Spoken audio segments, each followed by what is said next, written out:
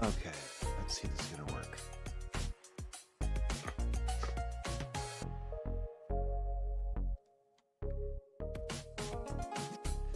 Let's see, that's off, that's off, that's off, that's on. Alright, let's give this the best attempt we can.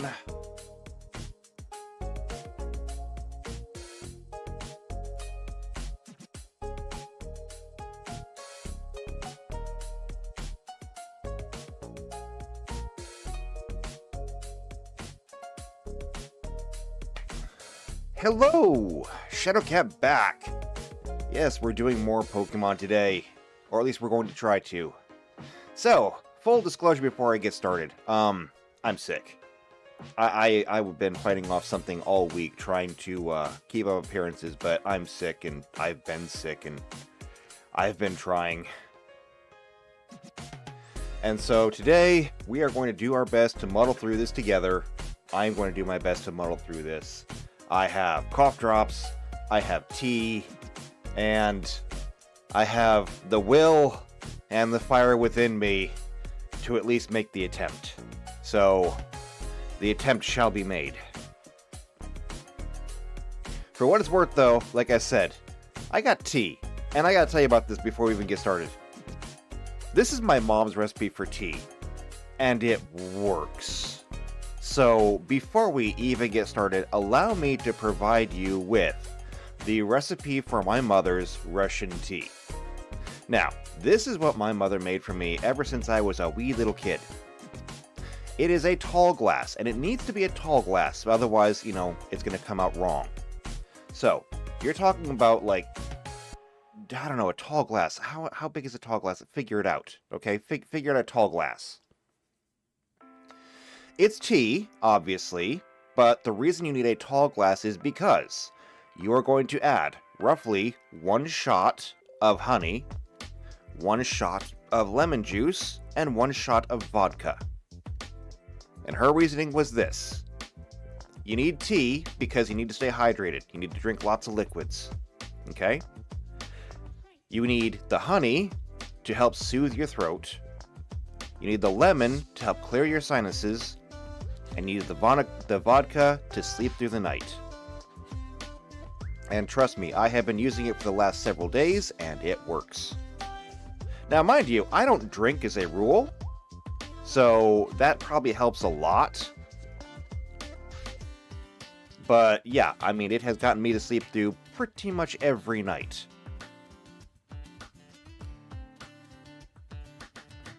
Except this morning, obviously, I skipped the vodka because I'm not going to sleep right now. It's morning for me. I know it's not morning for everybody, but yeah, no vodka this morning.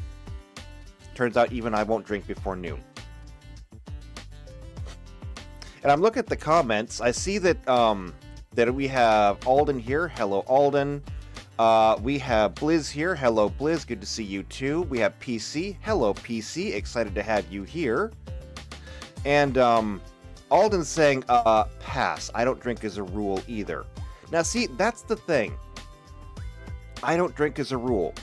In fact, I pretty much abhor drinking, and there is no way that I would ever drink vodka straight. Like, I don't even like the smell of it.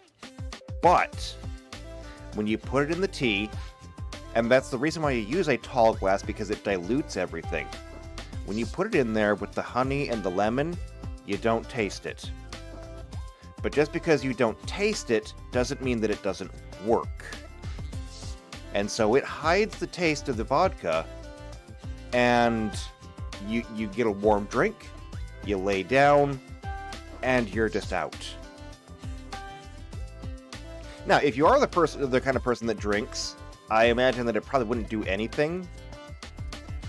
So, I guess kind of a niche audience there. But that's what I've been using to help treat my cold, and it works. It works very well. So, 10 out of 10 would recommend.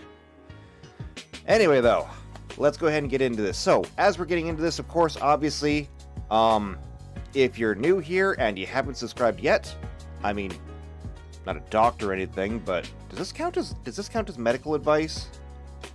Either way, You can subscribe here for more tabletop games and possibly medical advice.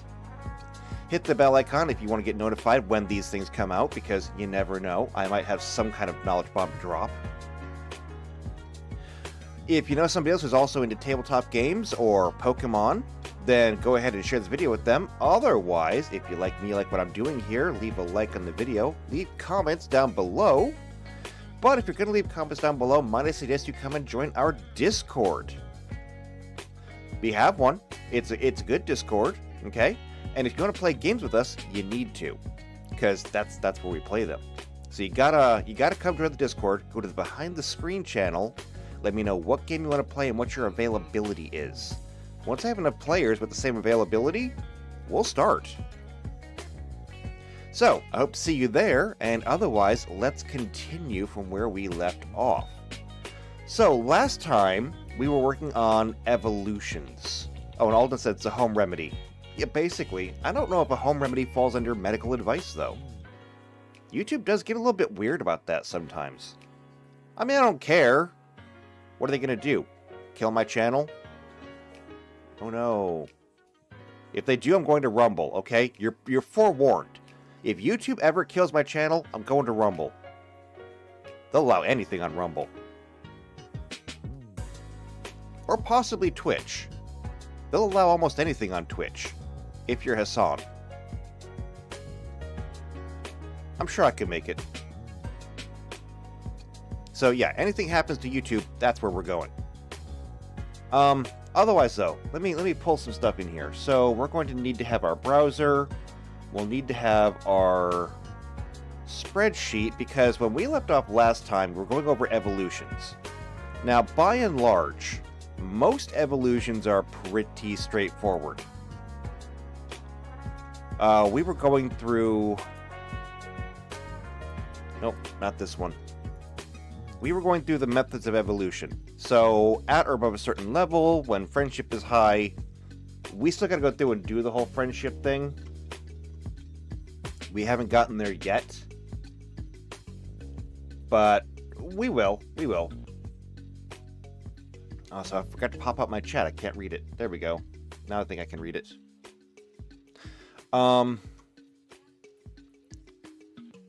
So when a Pokemon knows a certain move, again, it's pretty obvious in certain locations, in certain regions. That's mostly just for like Alolan and Galarian forms, stuff like that.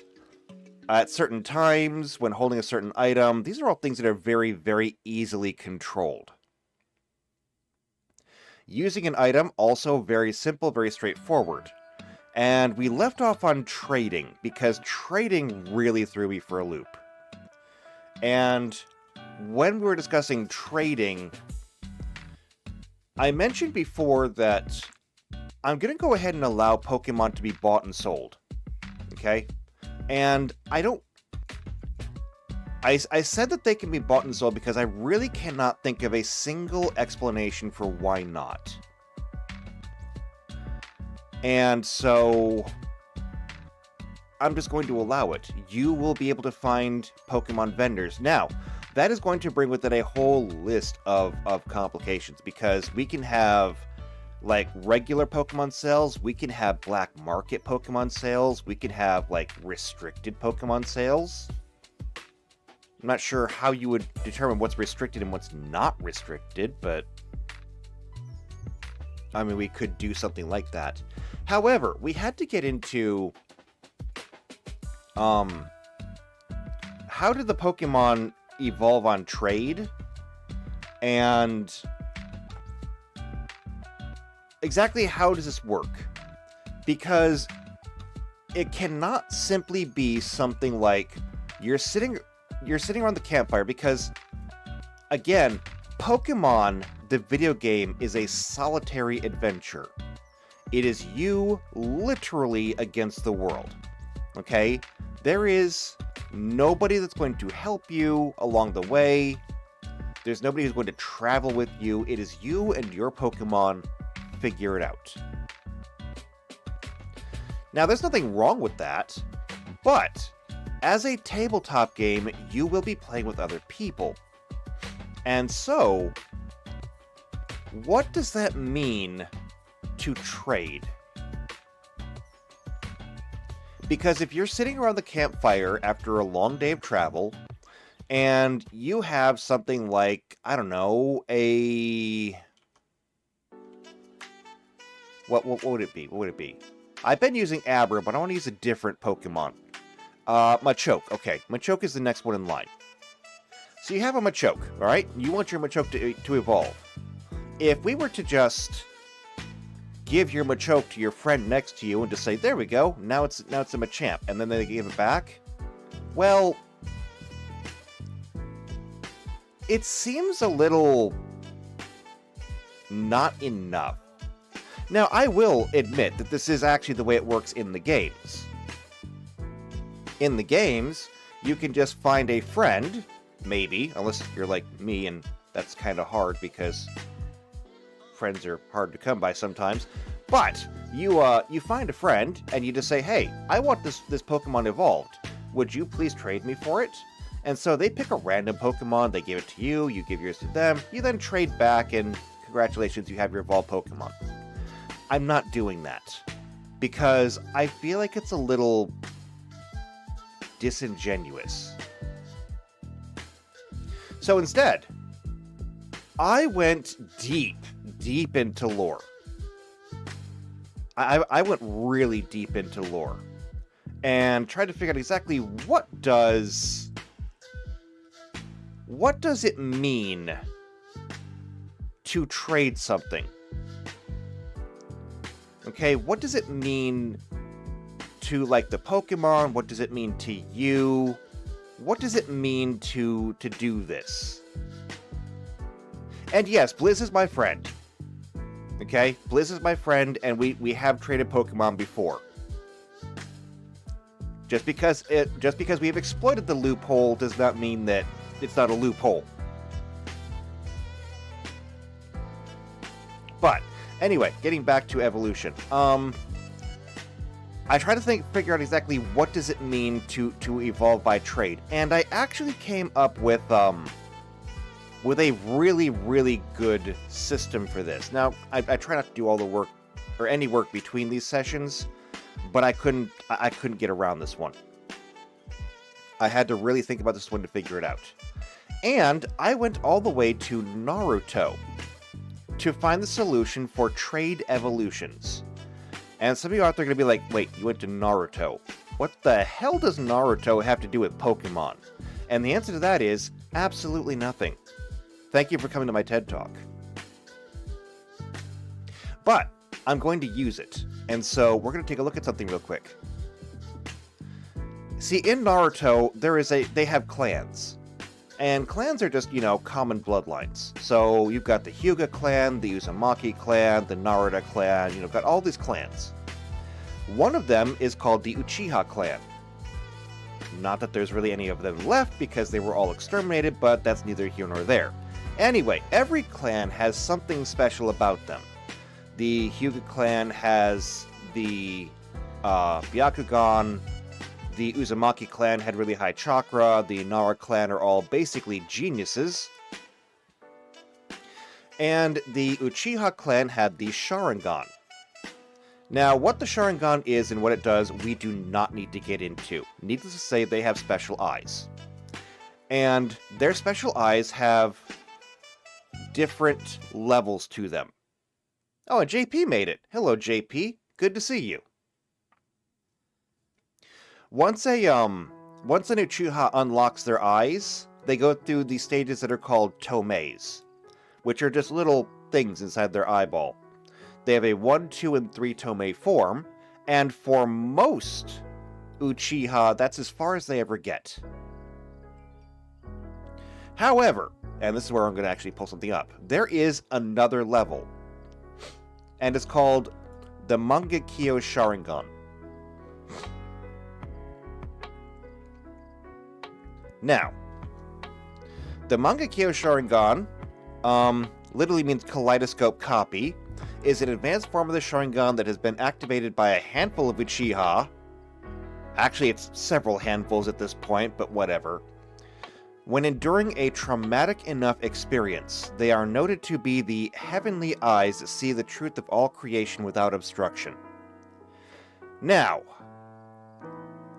there is a lot that we can go over, and we are not going to go over most of it. The important thing is that Naruto has several wars in it, and because of that, the Mangekyo Sharingan did happen on a fairly regular basis. In general, it would happen when somebody was killed in front of them, usually somebody close. So, you would be in war and your best friend would die. Or your brother or your sister would die, your parents, whatever. Something very traumatic would happen, and your eyes would change. And this brought with it a whole host of new abilities, which, I mean, I think they're over here on the side. That's known wielders. Ah, here we go, Jutsu. Otherwise known as, like, the abilities. And JP says, made bacon and eggs. I will take eggs. I like mine over hard. So, I mean, like I said, here's the long list of abilities that come with the Mangekyo Sharingan. Everybody gets 2. Just 2. Anyway, though, the point is that since it happened this way during the war period, the Uchiha just essentially assumed that the only way to unlock the Mangekyo Sharingan was through death, and so they started killing each other off for it. It quickly became a thing where you had to kill your best friend to unlock your Mangekyo Sharingan, and they did it. They kind of did it a lot. And this continued all the way up until Boruto, the sequel series, where one of the characters actually unlocked her Mangekyo Sharingan through love. Which proves that it's not necessarily grief or rage or anger, it is any strong emotion. Which I think is fantastic because I can use that. So why do I bring this up? Sorry about that. PC says, responding to the egg preference in the best Tekai. Oh my.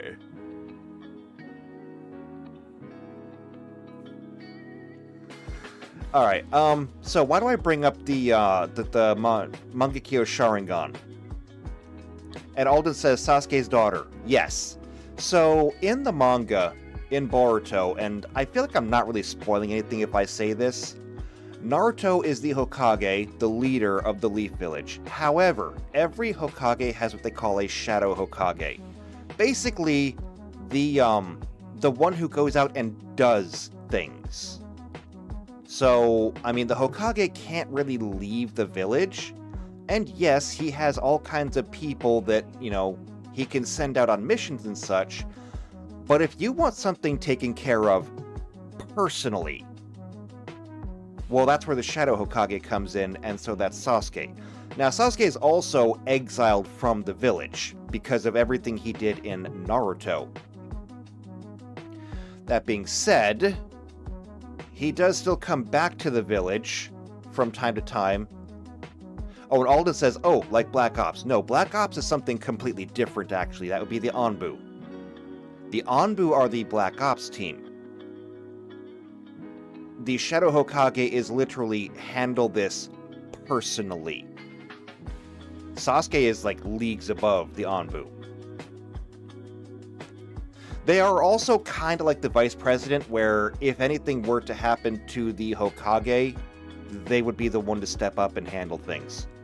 Because the only circumstance in which the Hokage would be incapacitated, you're gonna want somebody to handle this shit anyway.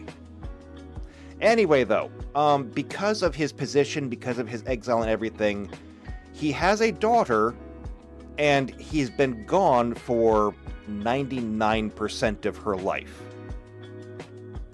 So, upon the first time meeting him, She was so completely overwhelmed that her eyes changed. And it was the first instance of a Mangekyo Sharingan showing up where they didn't have to kill somebody. Which meant that everything that they had believed up until that point was completely wrong. But, like I said, I can use this. So, going back to our Pokemon and trading. How do I use this? Well, let me explain. The fact of the matter is that we're going to be focused so much more on the relationship between you and your Pokemon as we're going. In the games, you may catch, over the course of you becoming a champion, dozens to hundreds of Pokemon. And if you're going to be a breeder, it could even get upwards of 1,000. Okay? Our game, you will not have that liberty and freedom to do so. And it's not going to be a matter of, I'm restricting you, I'm holding you back. It's simply going to be because you're not going to be able to you won't have as many encounters with them. In the games, you can finish up a Pokemon battle in a few seconds. You have the encounter, you go through all the animations, and you either throw a ball, like a quick ball, or you just have your Pokemon attack and defeat the Pokemon outright. The entire thing can take seconds. And then you can move on, you're walking through the tall grass, you find another one, and you just continue the process. And you can battle and either capture or kill dozens of Pokemon. And you probably will over time. I mean, this is just your typical grinding. Our game, you won't be able to do that. Every Pokemon encounter is going to be kinda precious because of that, because you're not going to end up with a full Pokedex by the end of it, most likely. Like, everybody has this thing when they start Pokemon, it's like, well, I'm going to fill the Pokedex. Okay.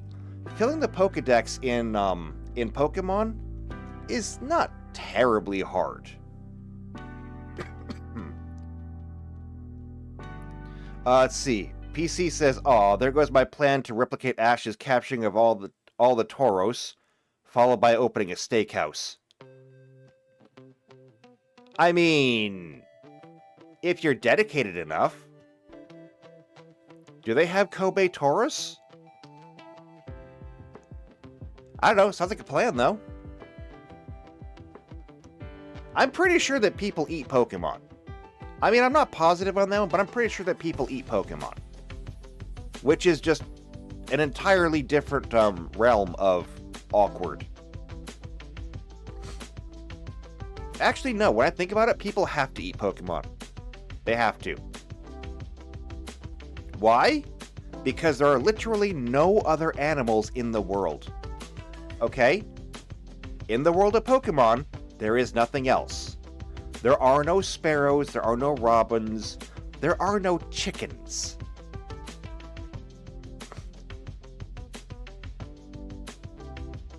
So there's no chickens, there's no eggs, which means if you want to have chickens and eggs, you're eating Pokemon.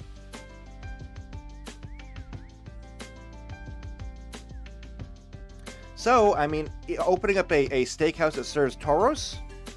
Yeah, probably.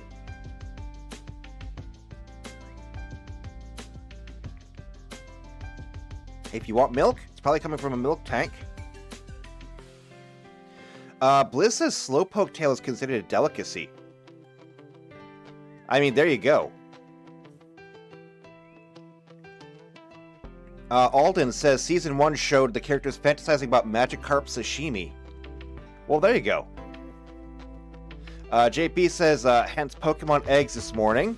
But where does the Poke Bacon come from? That would come from a Lechonk. Okay? Alden also says, Farfetch nearly went extinct because it's delicious. Well, there you go. See, PC, you can absolutely have your Tauros Steakhouse. The biggest problem for you is going to be catching the Tauros, because they're not friendly. Anyway, though, where was I going with that? Now I don't even remember. Okay, so I have to get back to what I was talking about. Evolutions. So, the way that I'm going to look at it is this. We are going to be prioritizing the relationships between you and your Pokemon. Now, for a lot of other Pokemon, if you've got like a normal starter, you know, you got a Bulbasaur or a Charmander or whatever, it's fine. You will be with that Pokemon forever. Okay? There's no reason why you wouldn't be.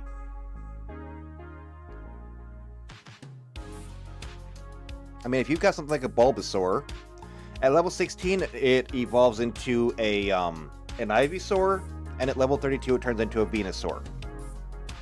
And you don't even have to do anything. Your Pokemon will just evolve. But for something like an Abra, or a Machop, or a Geodude, it's not that easy. So, here's my reasoning, and here's why we're doing it this way. The way this is going to work is that you are going to raise your Pokemon all the way through the first and second stages. After that, you are going to have to trade your Pokemon. And I need to start making notes about this right now. Okay. So, trade evolution. Okay? You are free to raise your Pokemon as you would and enjoy your time with it.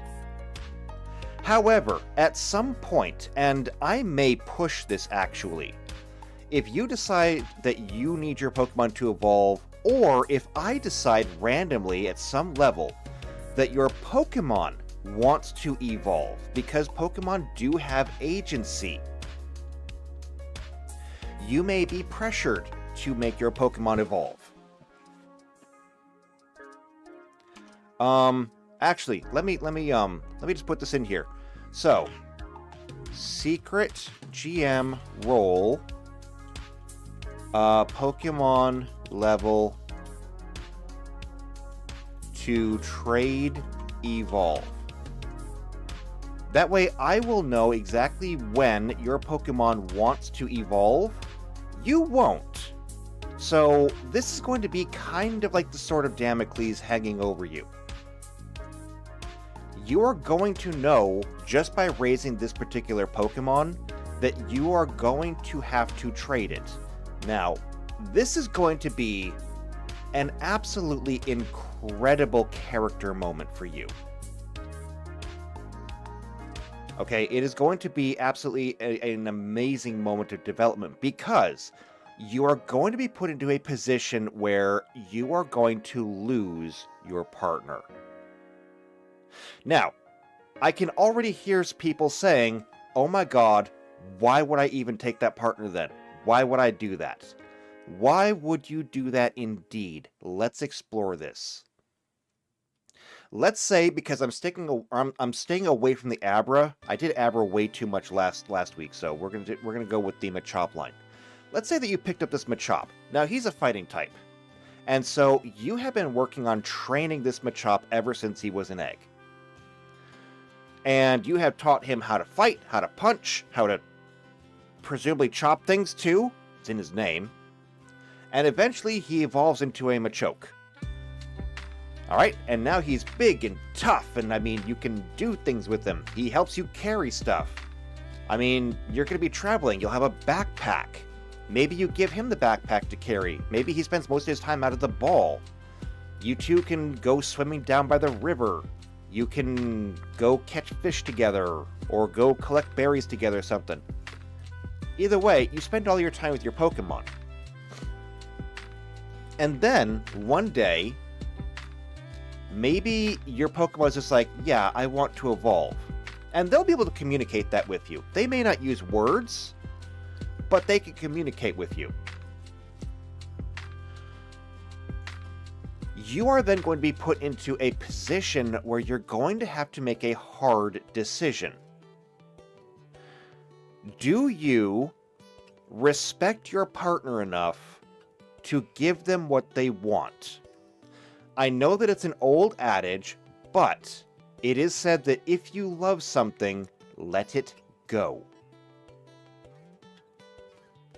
And so this is going to be your opportunity to let it go, to let your Pokemon go on without you, and to get stronger for the experience, because that is exactly what this is.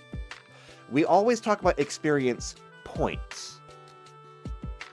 But experience points are just a way to quantify what is actually happening. This is going to be experience for your Pokemon. The very act of letting them go. It is going to be a completely mixed bag of emotions. It's going to be sadness. It is going to be hope. It is going to be everything. And this is why we're going to get the evolution. This is why we went back to the Mangekyo Sharingan in Naruto. Because the extreme emotion is going to trigger it. So you're going to have this partner where you're going to... Using the Machoke, for example. Your Machoke is going to want to evolve, and they're going to be stuck in a position of want to evolve, but don't want to leave necessarily. And we've all had this. I mean, every single one of us had to leave home for the first time. At least I assume as much. I'm making an assumption. Everybody had to leave home for the first time. It's a mixed bag. And PC, of course, says, I'm going to call around, or carry around a cast iron skillet with a big B embossed on it. Oh my god, it's evolving. Quick, press B. Clang! That would do it. JP says, what is Mr. Mime's evolution? I don't know. I know how to find out, though.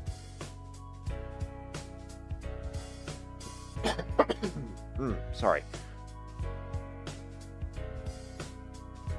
Mr. Mime. Let's see. It evolves from a Mime Junior when leveled up, knowing Mimic. What's a Mime Junior? Oh, that clown-looking thing. So there you go. That's what it evolves from. So anyway, Alden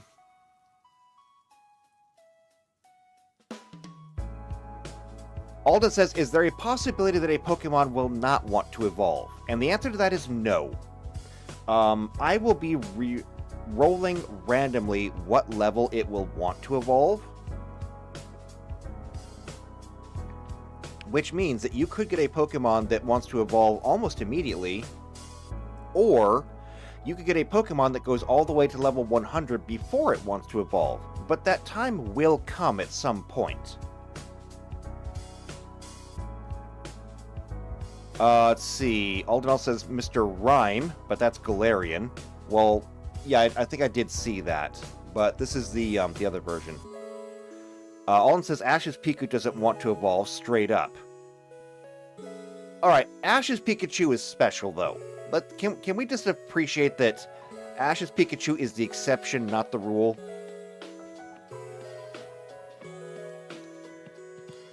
I'm not using Ash's Pikachu as a benchmark for anything. Ash's Pikachu electrocuted an Onix. Alright? That's impossible.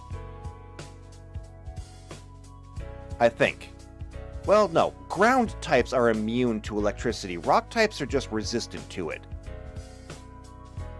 Still, though, I'm pretty sure that he's had his Pikachu electrocute a ground type too at some point, which is literally impossible. So, Ash's Pikachu does not even enter into the equation. I'm pretty sure that Ash's Pikachu might actually be Arceus in disguise. And Blizz is over here trying to make excuses for Ash's Pikachu. I'm not hearing it. Alden says that Onix is actually rock ground. In that case, I rest my case. Like I said, I'm pretty sure that Ash's Pikachu is just Arceus in disguise.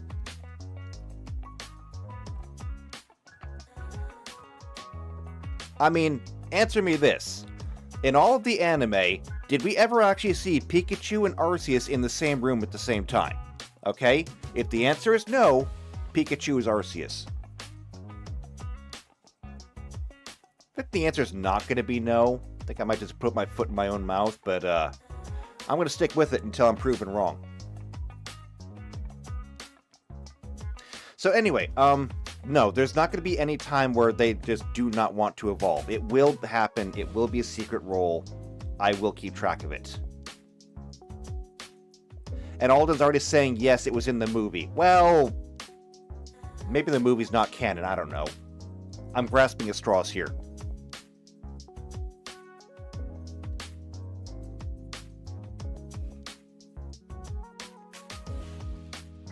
JP says, something in my brain says Pikachu was able to because they were off the ground and no longer grounded. I don't know. The point is that Pikachu did the impossible, and Pikachu has done the impossible so many times.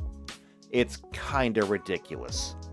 So, absolutely not using Pikachu in anything. Otherwise, though, yes, every Pokemon will have a level up, and we'll deal with it then. Had to do that. So, when that time comes, you are going to be put into a rough position. Because you are going to be forced to either let your Pokemon go and let it evolve, or you're going to be forced to keep your Pokemon and deny it its evolution. Now, to that end, I have a rule. And that rule is going to be this, and I know this is going to make some people very, very unhappy. Okay? This is going to make people very unhappy. Trading is one way. Okay, trading is one way. There are no trade backs. So trade back is going to be, and this is going to be very important. This will be very important. It is going to be a social faux pas. Now, what do I mean by that? What do I mean by that? What I mean is that there is going to be no law that says you cannot trade back. There's going to be no punishment that I can put on you for trading back. Not a punitive one, anyway. And it is going to be completely culturally enforced. The idea that you're going to trade back is going to be not illegal, it's going to be unconscionable. And I will explain why. In the examples given for Pokemon that evolve by trading, you are going to be putting them through a very emotional experience because there's going to be loss. You're losing your Pokemon, they're losing the only trainer they've ever known their entire life. You're also going to be sending them into an unknown situation, a brand new trainer that they've never really met before, and new experiences. It is going to be a moment of turmoil, but it's going to be turmoil in the best way. And let's see. Alden says, I will say for the record, I'm not a fan of this solution, but I'm willing to see how it rolls. Please wait to see how it rolls out, because I think you'll agree with me in the end, it's going to be brilliant. Alright? I promise, I'm cooking with something here. And also, Ash has done the trade back in the anime. He traded his Butterfree for Eradicate once, and felt so sad he traded it back by the end of the episode. I am so glad you brought that up. Because I was just about to get to that. So, trading back is going to be a social faux pas. Not illegal, but it is going to require you, if you want to trade back, to convince the other person to do so. And trading back is going to be a diplomacy or intimidate DC 10, and it's going to be plus the other trainer's level. So, you know, if they're a lower level trainer, then sure, whatever. You can probably bully them pretty easily into trading back, even though you both know it's wrong. And if they're a really high-level trainer, they may simply just have too high of a moral code to allow it and say no. And JP says, diplomacy check. That's a Blizz roll. It is a Blizz roll.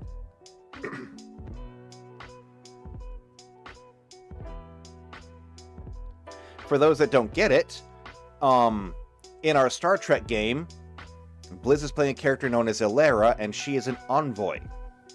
And so she does all of their diplomatic interactions. However, if you want to also do diplomatic interactions, you need to come and play with us. So again, join the Discord. And Alden says it makes me think of something. All right, well, I'm going to continue while you think about that. So you will be able to possibly trade back, but it's going to be wrong, and it will affect how people think about you. So if you get known as a person who does trade backs, it could close doors. Alden is saying, if you traded with another trainer, will the Pokemon they trade to you be identical to the one you traded away? The answer to that is actually something that I was going to get to. But I'll tell you what. I'll cover that now. So, are you going to randomize the new Pokemon stats? The answer to, well, if you're looking at it from a numbers perspective, these stats will be random. Okay? They will not be the same Pokemon. It's not happening. But, that being said, when you are trading a Pokemon, something that I really want to put some emphasis on here is, let me get back. Okay. Abra, Machamp, Geodude, Ghastly, Poliwhirl, Slowpoke, Onix, Scyther, Horsey, Porygon, Clamperl, Rhyhorn, Elekid, Magby, Porygon, Duskull, Phoebus, Roggenrola, Timber, Carablast, Shelmet, Spritzy, Swirlix, Phanthump, Plumpkaboo, Geodude we already went through. But yeah, okay. So all of these Pokemon right here, or at least the vast majority of them, these are going to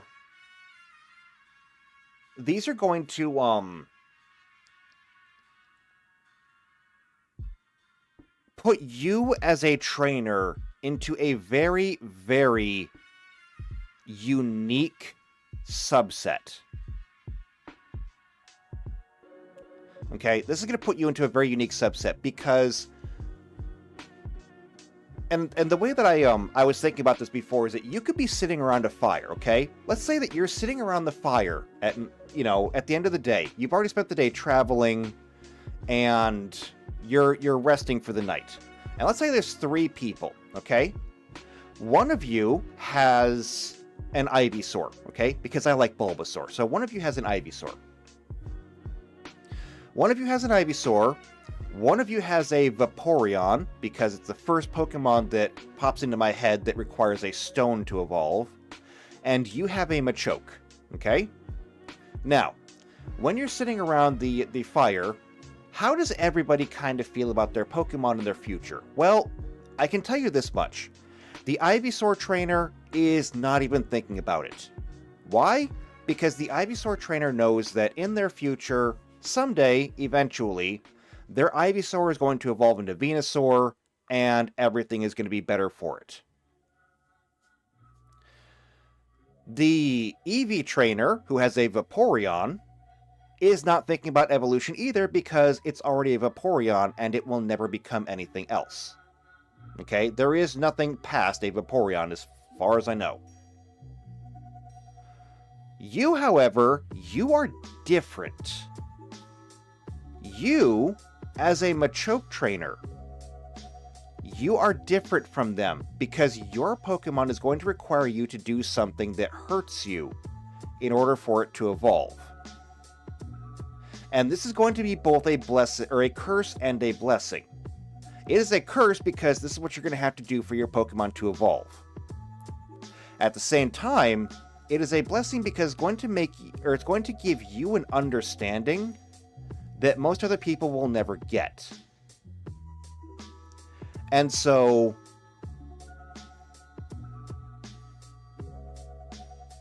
Alden says, so I am emotionally incentivized to not get attached to my Pokemon.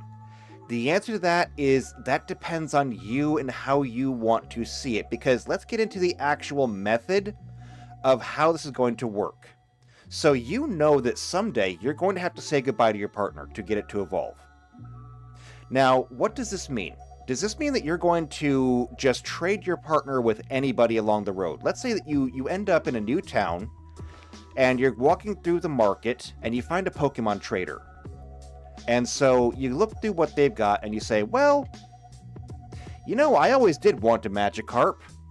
I guess I'll trade my partner Machoke here for a Magikarp. No, why would you do that? That's awful. Number one, that's the worst trade ever. And number two, it is a complete disrespect to your partner. You're going to give your partner to this Pokemon trader for a Magikarp. They will get to evolve. And they're evolving into what? So that this Pokemon trader can just trade a Machamp to somebody else? No, that's terrible. What this is going to do is when the time comes, you're going to want to go looking for somebody who understands the same way who understands the way you feel. Which is to say, you are going to want to go looking for another Machoke trader. And Alden just got it. Thank you, you nailed it. Alden said, but that means I will only want to trade it with somebody else with a Machoke. Thank you. You are going to want to go looking for somebody with a Machoke. Why? Number one, because you want your Machoke to evolve, okay? You want your Machoke to evolve, but you do not want to disrespect your partner by doing something dumb with it. Secondly, you do not want to trade your partner to somebody else who is going to disrespect your partner. Because let's say that you did trade with your friend who has a Vaporeon, okay? Well, sure, they had an Eevee and you had a Machop, and that was fine for both of you. But do you really think that your friend is going to respect your Machamp in the same way that they would their own Pokemon? No. They're going to respect your Machamp, sure. But they're never going to understand. Okay, they're never going to understand what it was like to trade it away. You're going to want to find somebody in the same position as you so that not only are you trading a Machoke for a Machoke and you're both getting a Machamp out of it, but at the same time, you're going to want to find somebody to trade with who understands not just the trauma that you're going through and the trauma that your Pokemon is going through, but somebody who will respect the responsibility to it. And it looks like Blizz is out of here. Well, thank you for coming, Blizz. It was good to have you here. I hope to have you back here next week, and until then, take care. And Alden says, I'm not emotionally attached to my Machoke, so that's irrelevant to me. And that's fine. This is not for everybody. And, I mean, this is uber high-level role-playing. I don't necessarily expect this from everybody, but since I have to develop these systems and explain these systems, this is the way that I feel is the best way to do so. So, when it comes time for your Machoke to evolve, you're going to want to find somebody who will treat your Machoke the same way you did. And so you find another Machoke trainer. And in trading, they're going to take your Machoke. You're going to take their Machoke, and both of them will turn into a Machamp at the same time. And with that is going to come a shared understanding that now you are trusting them to do right by your partner, who you raised from basically an egg. And they're trusting you to do the same with their partner. Both of the Pokemon are starting an entirely new journey here. And a terrifying one too, if you want to be honest, because they're being thrown into this completely new scenario with essentially a stranger. Alright? If we want to look at this through the Pokemon's eyes, this is going to be terrifying. But it's also going to be a moment of hope, because there are going to be so many new experiences for this Pokemon to experience now. New people to meet, new places to go. And you're going to have that responsibility on you. They're going to need that extra hand up. They're going to need that time to bond. And so you're not starting from zero. You are starting over. But you are also both starting from the understanding that my previous trainer, the previous trainer, has faith in both of you to become better. Just like you have faith in the other trainer to take care of yours. It is going to be a shared pain, a shared trauma, and a shared bond. The kind of thing where, in the moment, it's going to be a tearful parting. However, if someday in the future you were to cross paths again, and you both throw the ball out, both Machamps come out and recognize each other, it will be one of the greatest character moments you could ever put into a game.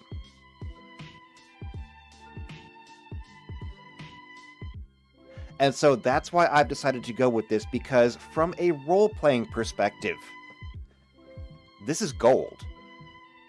From a mechanical standpoint, I can see how this would be very upsetting to a lot of players. Because from a mechanical standpoint alone, I am telling people that you're going to have to get rid of your Pokemon, and if you're smart, you'll just get an identical, or at least mostly identical Pokemon back. But we're not just rolling dice here, okay? This is not the,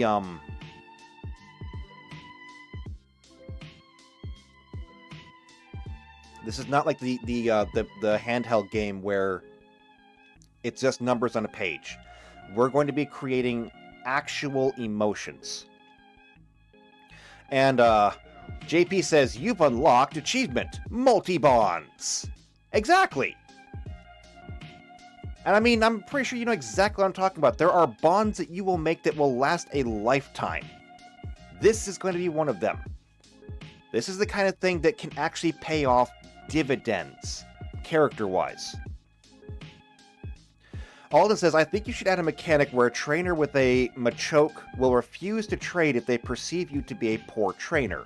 Because logically, your trade partner will also be looking for a trainer who will take care of their Pokemon. You are right about that. And we don't necessarily need a mechanic for that. That'll be something that'll be more just like a GM decision on the spot. If there's evidence that you are a poor trainer, Or if you come across somebody who you perceive to be a poor trainer, then you can simply refuse the trade there. Alden says this counters people who will carry a very utilitarian viewpoint like myself. Fair. Although utilitarian doesn't necessarily have to mean bad. I mean, they could be very utilitarian and still take care of their Pokemon. That's kind of like saying that, all the cows in a dairy farm are abused because their calves are taken from them and they're milked every day and they're raised for slaughter. It's like, no, actually, if you've ever been to a dairy, those cows are pampered. Now, does that mean that the farmer loves every single one of them? No. The farmer might do well to remember all their names. Maybe. But they're not cruelly treated.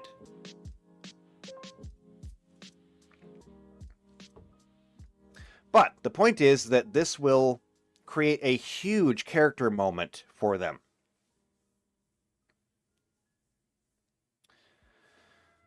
And Alden says, because if I encounter a poor trainer with a Machoke looking to make a trade, why should I refuse the trade? I'm not emotionally attached to my Machoke. And if you're not emotionally attached to your partner, that's fine. At the same time, like I said, the other trainers should also be looking for a Machoke trainer as well. If both of you agree to the trade, then everything is fine. Okay, there's just nothing wrong. As long as you're taking care of your Pokemon, it should be alright. And, well, I do make a big deal out of the whole character moment where, you're trusting your Pokemon to them, they're trusting your Pokemon to you. If both of you share a more utilitarian view, then you're kind of both in a good place. However, this is also where I can get back to the idea of trade backs. See, I've already determined that, the trade back is a social faux pas. And so, nobody wants to do that kind of thing in general.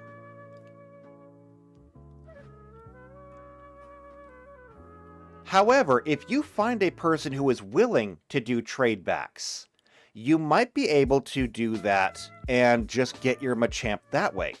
However, the reason why trading is a social faux pas is because it undercuts the entire roleplay mechanic, not the actual evolution mechanic. Obviously, it fulfills that. But the roleplay mechanic, if we were to compare this to real life and say that trading your Pokemon is a lot like leaving home.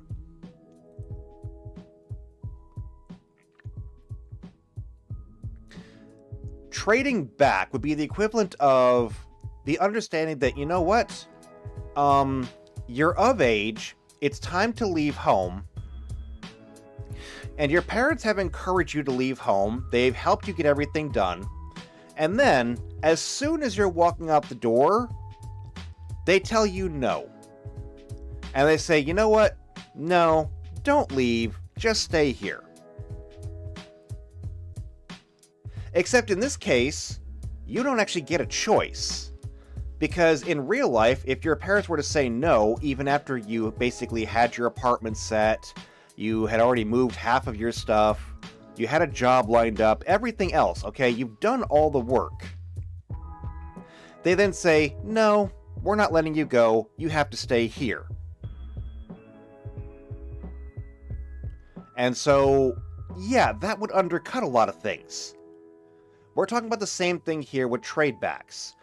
You trade your Machoke to evolve it to Machamp with the understanding that, it may be a painful parting, but it's also going to be an entirely world of new experiences.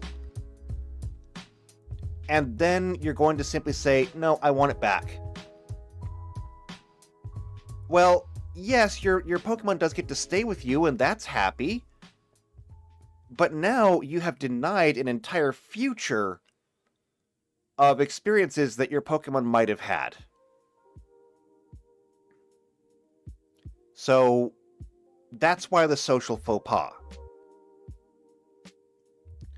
But because it is a social thing, it can be done. Diplomacy or intimidate.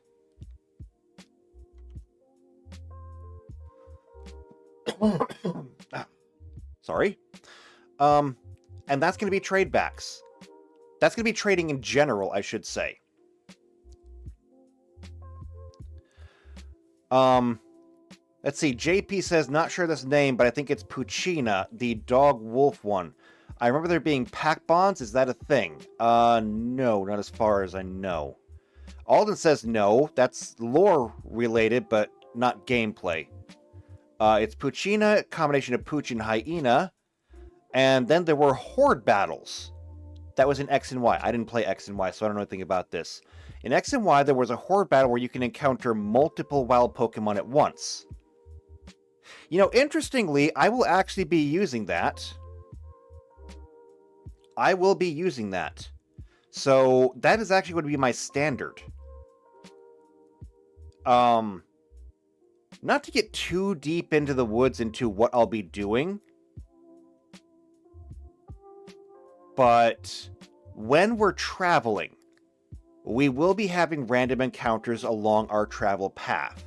Some of these encounters will be Pokemon, and so I will have developed an encounter sheet for whatever Pokedex we're using, as well as who should be encountered in what environment. For example, water types will be encountered, obviously, in the water and in coastal areas. You'll have all of your grass types and those kind of forest Pokemon in forests. You'll have fire Pokemon and that kind of thing in deserts. You understand how that goes.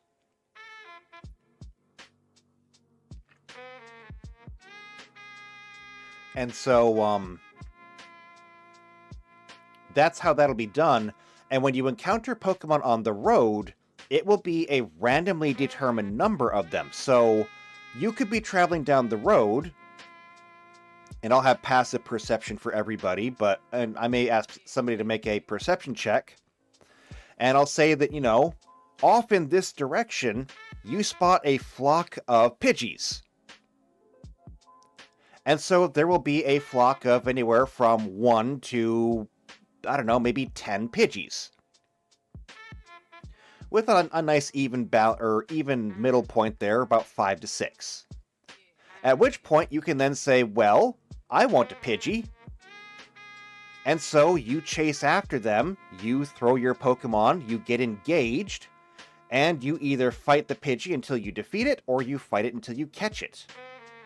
Which, of course, we've already done the numbers on.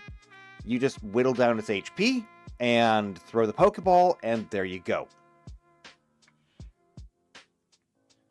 And so you'll be able to find multiple Pokemon at one time. Now, do you want to engage all of them at one time? Probably not. But I guess it'll depend on how hostile they are as to whether all of them turn and fight, or just one of them turns to fight.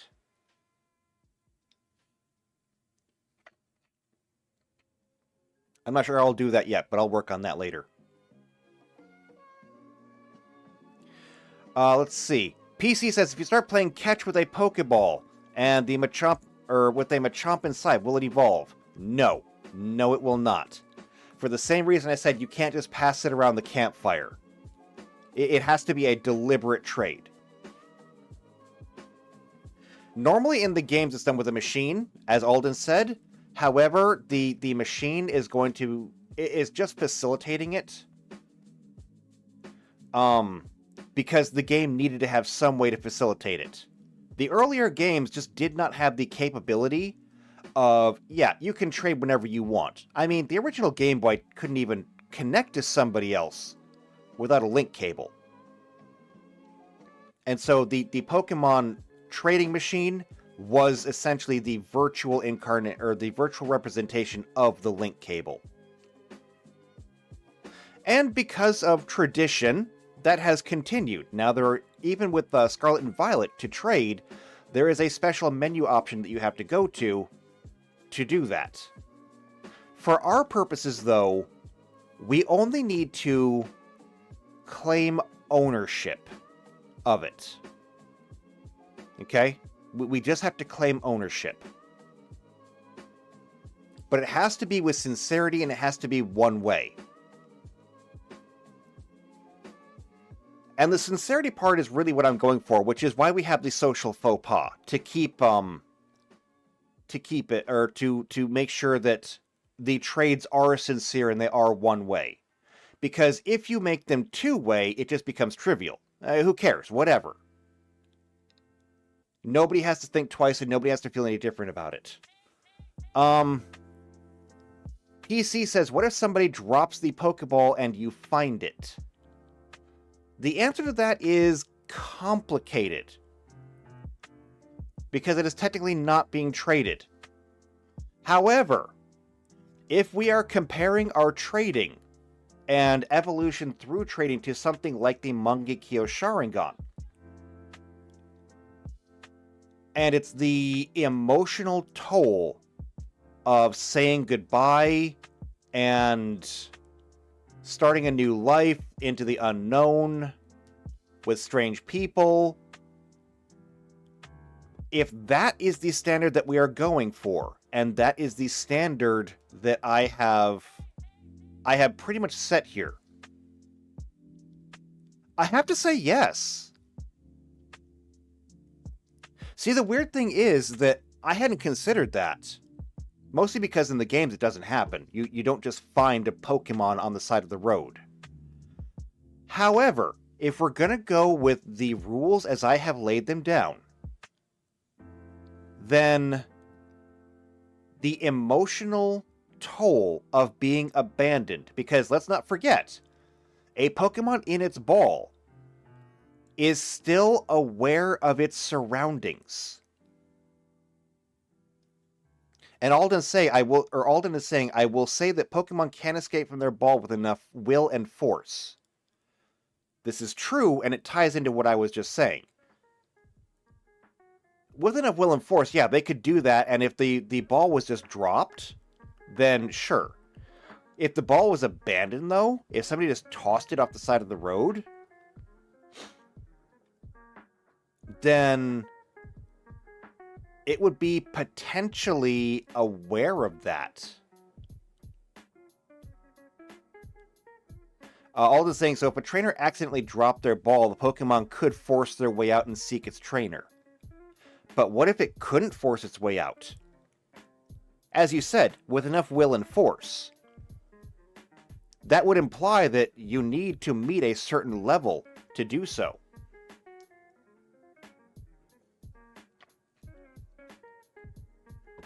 And so, if a Pokemon were to be just abandoned, would that count as a trade? I dare say yes, it would. It's a blind trade. You're not getting anything in return, and you don't know who's going to get it. But I have to say that if somebody were to have a Machoke, and they just said that, you know what? I'm tired of this Pokemon. I'm never going to get the Machamp that I want, and they just toss it out or to the side of the road. And then you come back and pick up that Machoke. The sheer act of picking up that Machoke and making it a part of your team now, I would go ahead and say that should be enough for that Machoke to evolve. So, I mean, are there any disagreements? Does anybody think that's wrong? I think, though, I think that should work. Let's see. Alden's saying, it is admittedly super inconsistent. Yes, I do believe that. Because if this was the case, Team Rocket's business model wouldn't work. Well, yeah. I mean, if they could just break out of Pokeballs whenever they wanted, you're right. They would never be able to just capture them. It would also explain why they like don't necessarily get evolved or Pokemon to evolve if they capture them because it's not a trade. They're just taking it. And while that could be super emotionally stressful, it might not be stressful in the right ways to make it happen. So trading your Pokemon, evolve, stealing a Pokemon, probably not. Unless, of course, we want to say that it would, which would actually give a lot more credit to groups like Team Rocket stealing Pokemon because, hey, if you steal a Pikachu, alright, you got a Pikachu. Congratulations. If you steal a Machoke, you get a Machamp.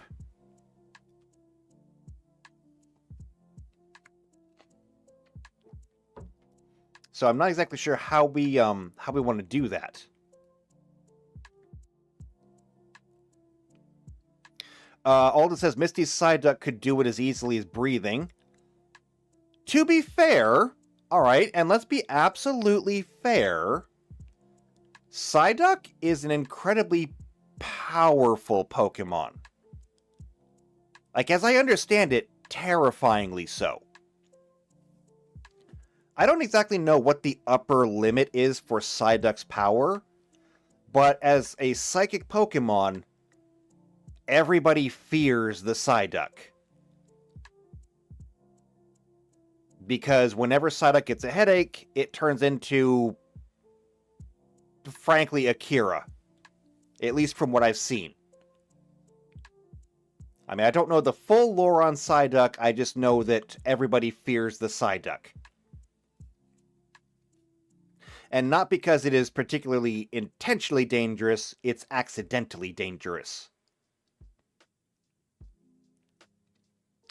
Aldo says, and Pokemon coming out to tell Ash, tag me in, Chief. It happens often enough to suggest it's not exactly hard.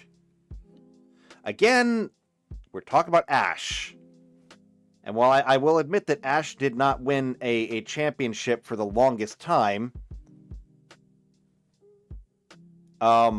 his Pokemon have always been special.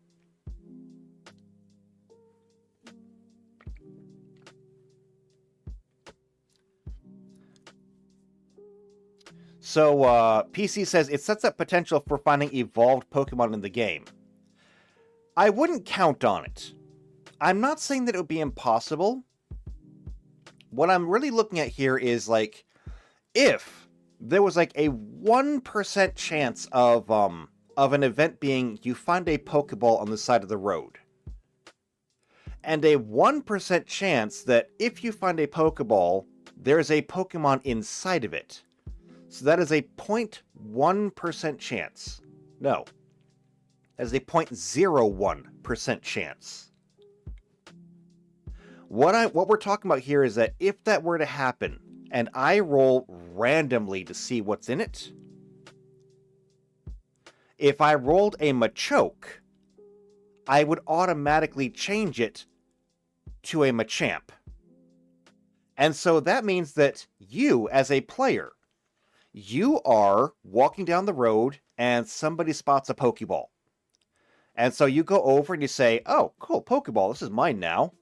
And so you go ahead and you click the button on it, and you're just like, well, I guess I better make sure it works. You click the button on the front, and the top of it pops open so that you can inspect the inside. And as soon as it pops open, a Machamp pops out. Now, you have no idea whether that was a Machoke or a Machamp in there. All you would ever see in both circumstances is a Machamp come out. This is a rule that would be set up for me alone because it would determine how I build them. Sorry. See, Alden says, more like despite being a non-psychic Pokemon, people fear its psychic powers. Wait, is Psyduck not psychic? I thought it was water psychic. Not gonna look that up. Hold on. I'm curious now. Psyduck. And I've had a Psyduck in both of my games. I should know this. No, you're totally right. 100% water.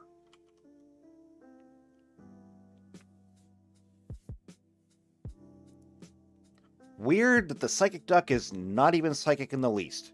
I think I've mentioned that every time I've used it too. Because Tux, who is not here right now, Tux always wants to have Howard, the gold duck, in my party.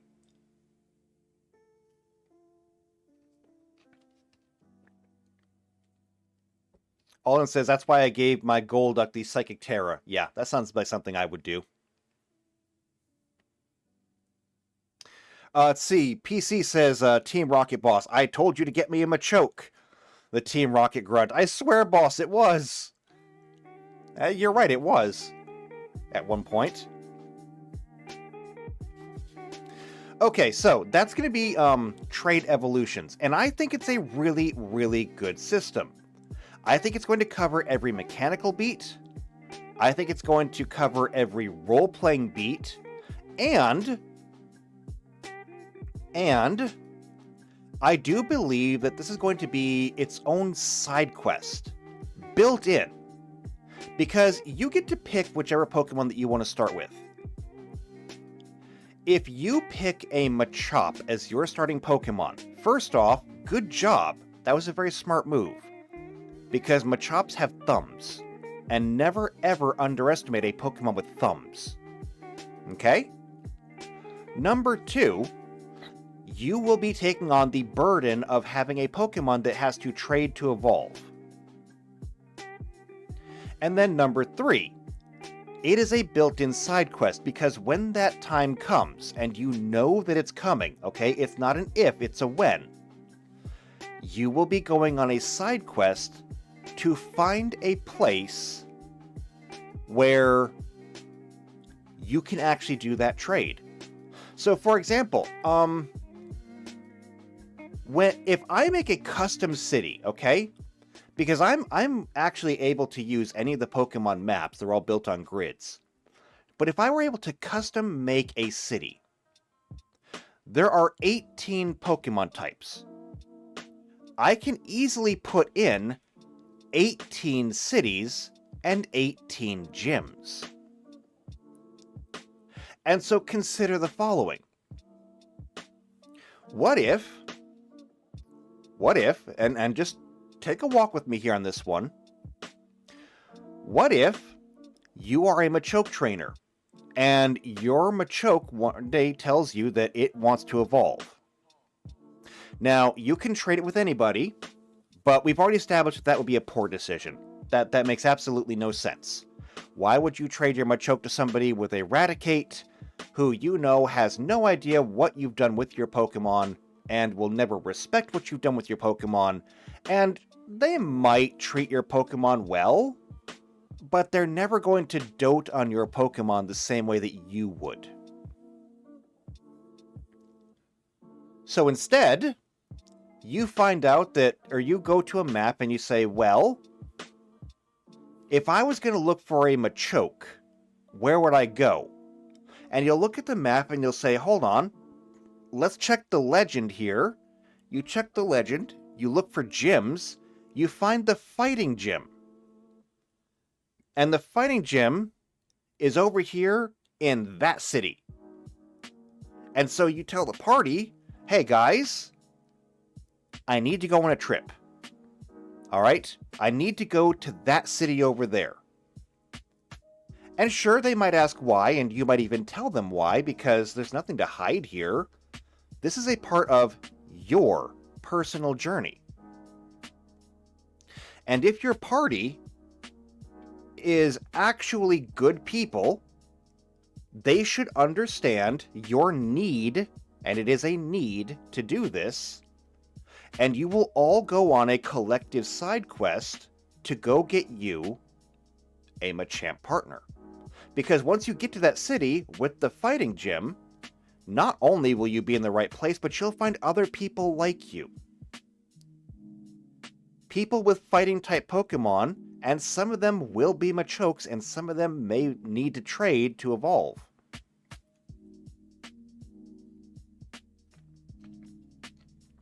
So, built-in side quest. And I think that's great. I think that is a wonderful idea. What do you think? JP says, will emotional damage be a thing if abandoned Pokemon is found? No, it will not. Sorry. I'm not tracking any kind of emotional damage. I'm not tracking trauma or triggers or anything like that, okay? If you want to put something like that in there for your Pokemon, you are more than welcome to. And I will be happy to work with you on that one. Like, it's not something that most people go into, but if you wanted to give your Pokemon a special trait, like, say, you have a grass-type Pokemon who happens to be a pyrophobe. Is it required? Absolutely not. If you want to put it in there for roleplay potential, yeah, absolutely, go for it. Every time your Pokemon is exposed to fire, we'll do a will save. And the will save, if they succeed, then, you know, they overcome it. And if they fail, they cower, they flee, whatever it happens to be. Is it helpful for you? No. Is it extra XP for role-playing? You betcha! I will always grant extra XP for roleplay. Anything that gives your characters more personality, more potential, and more character, I will always give extra XP for.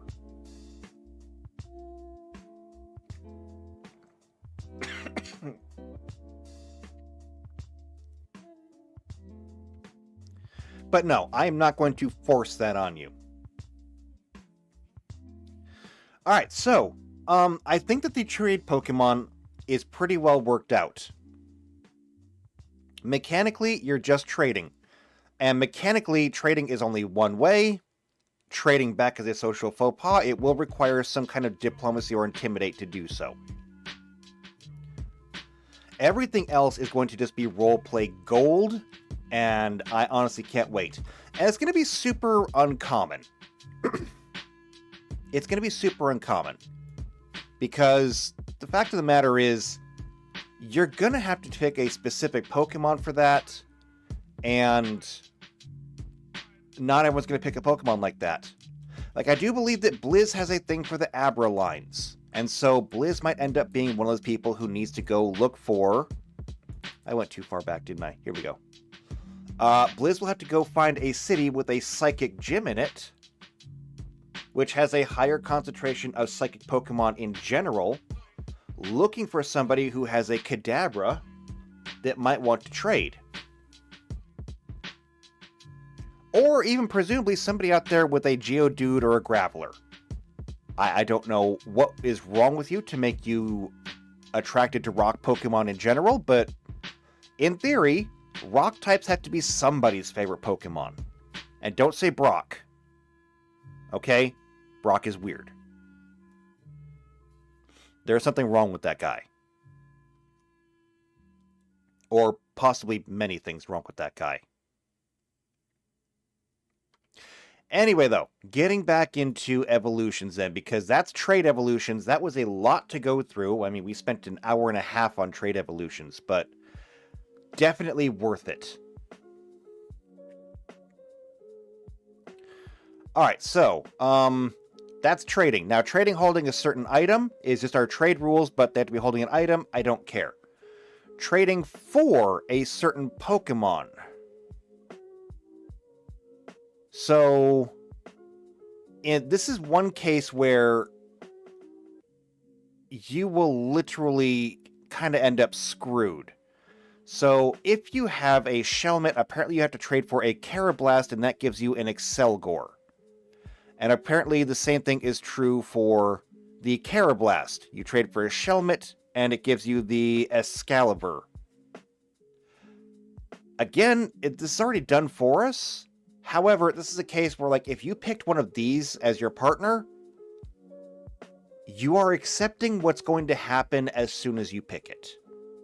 Okay? And that has to be on you. I'm not forcing anything on you at this point.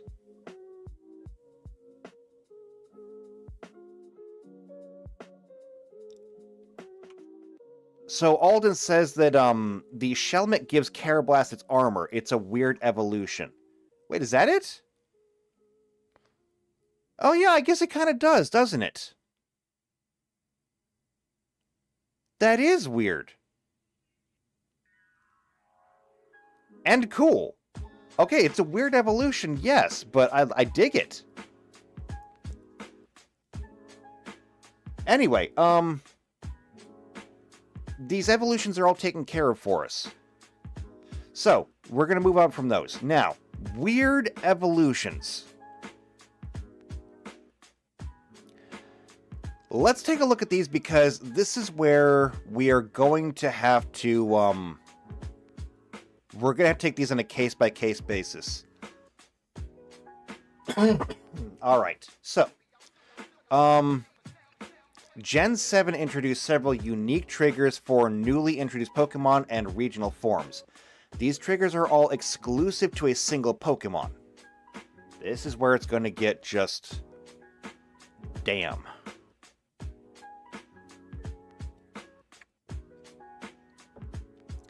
So, a Galarian Farfetch'd evolves into a Surfetch'd after it lands 3 critical hits in a single battle.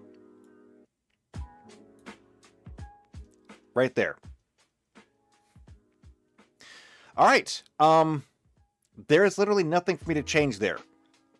Your Farfetch'd would have to land 3 critical hits. Now,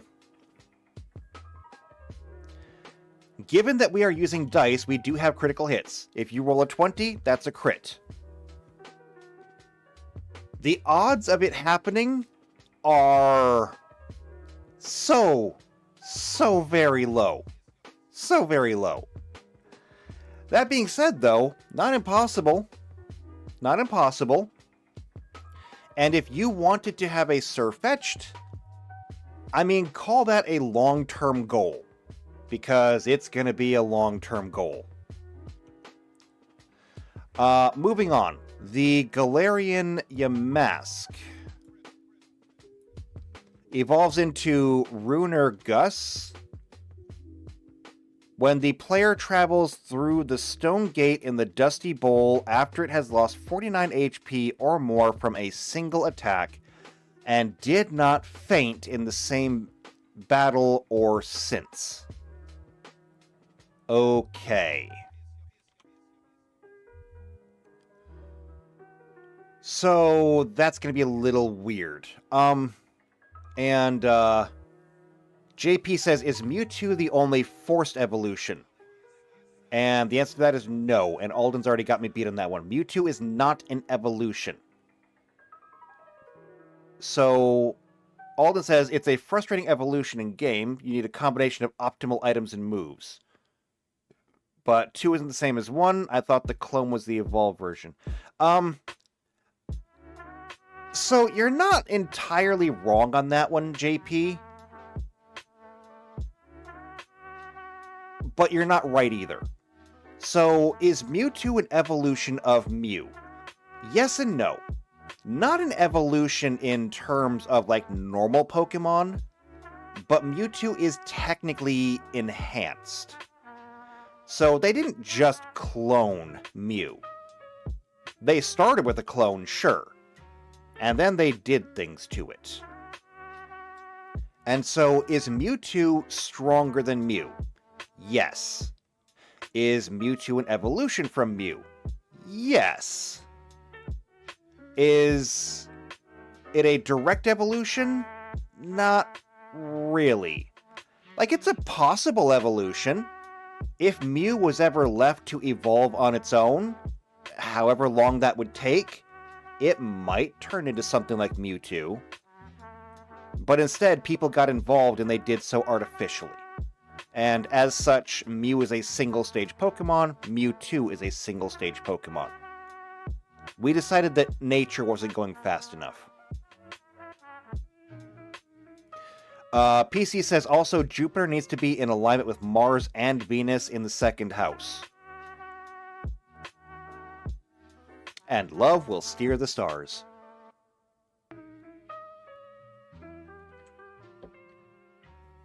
JP just says, story of my life. Alden says, no, I don't think that's possible. Wait, which part? My evolution or Jupiter, Mars, and Venus aligning? Because, that actually is possible. Mewtwo is strictly a man-made Pokemon. Well, yes, that is true. However, if we were to wait however long it takes, because, I don't know, is Mew immortal? I don't know if Mew even has an age. Mew is already ancient. But if we gave Mew enough time to evolve, could happen. Not saying that it would turn into exactly Mewtwo, but it could turn into something similar. Wouldn't happen in our lifetime, might not happen in 100 generations, but you never know. We can speculate about the future all we want. I mean, that's kind of the fun. I get off on that kind of thing. Anyway, the Galarian Yamask evolves into a Runergus when the player travels through a stone gate in the Dusty Bowl. Sorry. Alden says that Mew is basically the Pokemon equivalent of Adam in the Bible, the progenitor of all Pokemon. Well, if Mew is basically Adam and Arceus is God, does that mean that Arceus made Mew? I mean, if we're going to go ahead and take the whole biblical allegory thing, let's just make sure that we've got it right.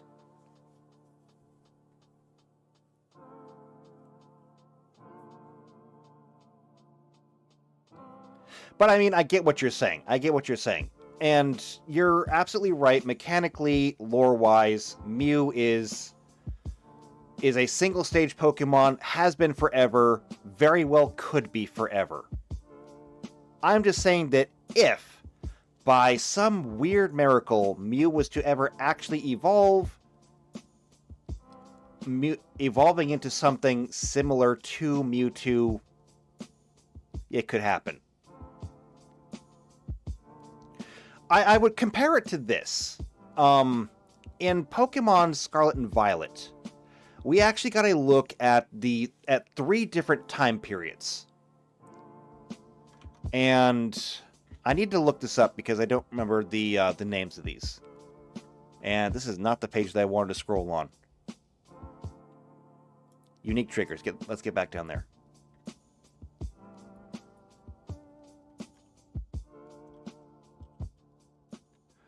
Volcarona. Okay, there's the bug.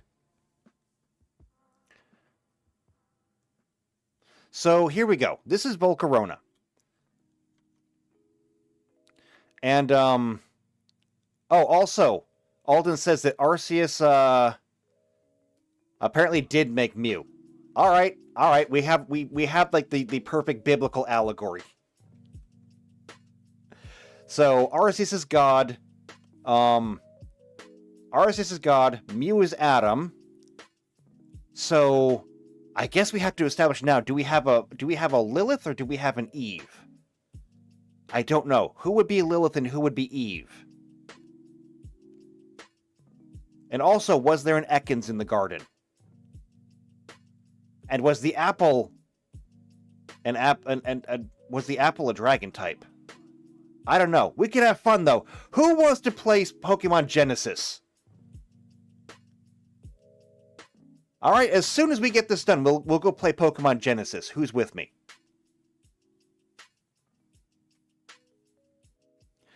Let's see. JP says, which came first, Pokemon or humans? There's literally no way to find out. Okay, there's no way to know. And Alden says, we haven't got that far with Eve and the snake. I mean, we had to have at some point.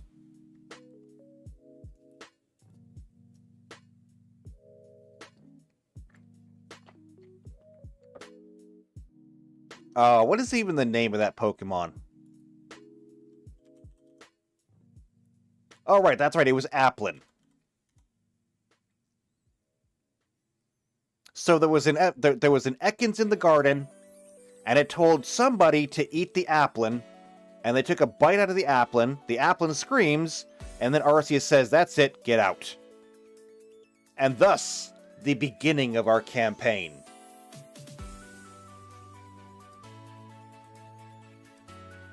Anyway, though, I wanted to come back to the Volcarona because Scarlet and Violet occupies a weird space, and that is the first game to really give us a timeline. Now, I say that because Scarlet has prehistoric Pokemon and Violet has futuristic Pokemon. And Volcarona is a great example of that.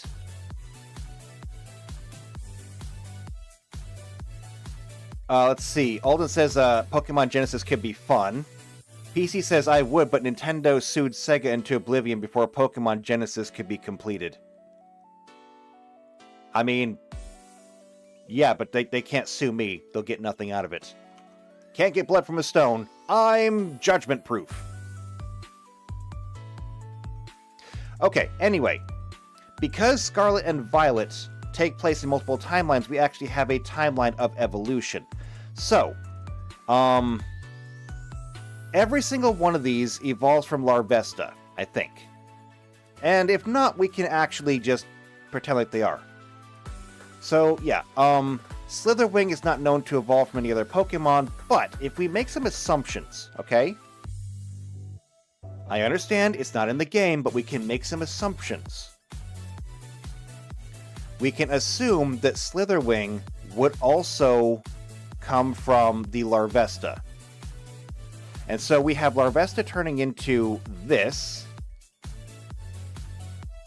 And then, as Pokemon evolve, that was prehistory. Modern times, a Larvesta turns into Volcarona. And in the future, a Larvesta becomes the Iron Moth. Okay? Now, is it part of the game? No, it's not. But we have freedom here. And Alden is saying that, I will say this much, Paradox Pokemon are not confirmed to be past and future counterparts. That's still a theory. The alternate theory is alternate dimensions. Another one is that they're literally figments of someone's imagination given life. Okay, I am not getting into the Final Fantasy X argument. Okay? I struggle enough with Final Fantasy X and the fact the main character isn't real. I am not putting that in my game. Now, as for the alternate dimensions, okay, I can understand that. I really can. However, it suits me more right now in my current argument to use them as a single timeline. And that's why I say that we can't necessarily assume that Mew could not evolve sometime in the future. And JP just says, it's the Pokeverse. Yeah, it is. Scarlet and Violet got weird. In oh so many ways.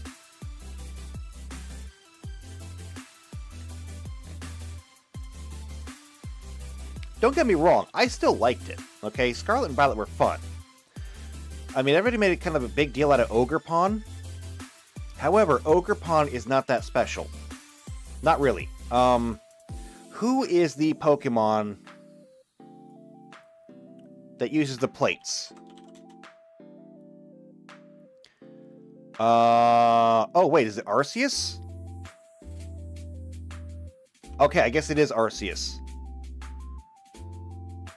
So, Arceus changes its typing based on what plate you give it. I don't know what Arceus is by default, but you give Arceus a ground plate and it becomes a ground type.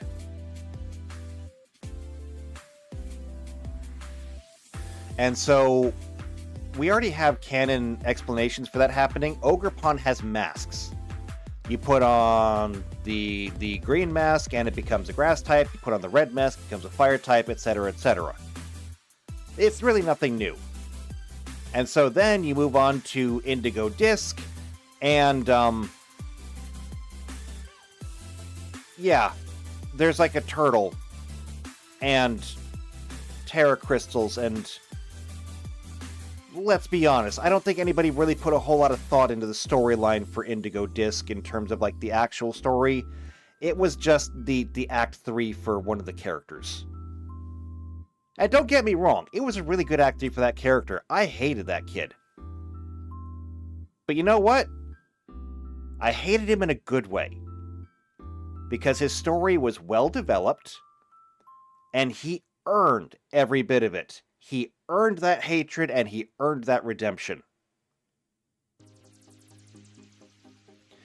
As far as like the actual plot of like doing Pokemon stuff in that game, though, I forget it. It doesn't matter. Nobody cares. Nobody paid attention. Everybody just wanted to have a shiny turtle. You know what? I can respect that. Who doesn't want a shiny turtle? Okay, so anyway, getting back to this because still got to do this.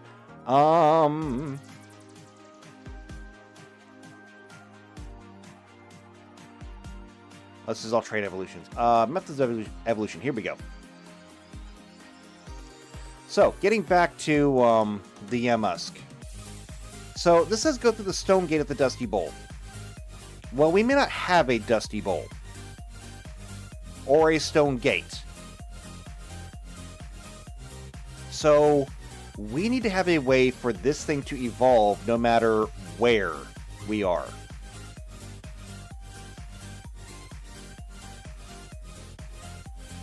Now, this is saying that, traveling through the stone gate in the Dusty Bowl, well, if we don't have one, we can still travel. So I'm going to come down here and I'm going to say unique evolutions.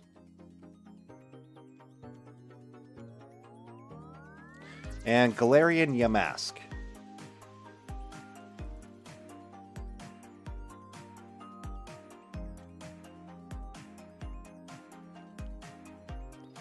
So, if we eliminate the Stone Gate, we eliminate the Dusty Bowl, we're just left with traveling through. And so, what is the Dusty Bowl? So, the Dusty Bowl is a wild area in the Galar region, located in the center of the northern portion of the wild area. It connects the Stony Wilderness connects with the Stony Wilderness to its south, the Hammerlock Hills to the northeast, and Giant's Mirror in the east.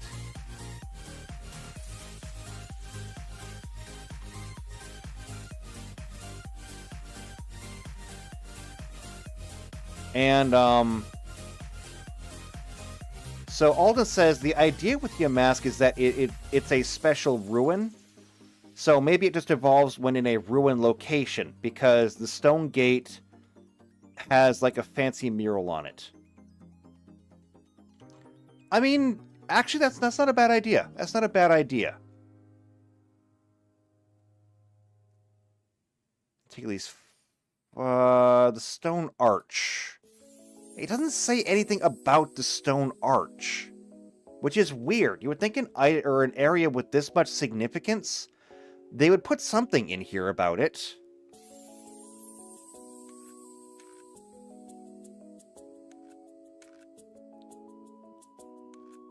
But there's just not. They just say the Stone Arch and there's nothing else. I wonder, you said something about, Yamask is a special ruin. Sorry. So, in Galar, Yamask is a dual-type ground ghost regional form. It looks a little bit like one of those, what's it called? Unknowns? I think they're called Unknowns? It's a little bit like that.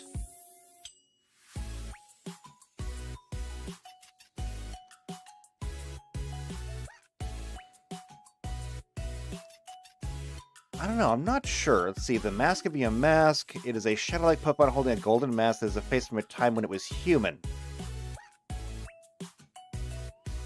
I'm sorry, what?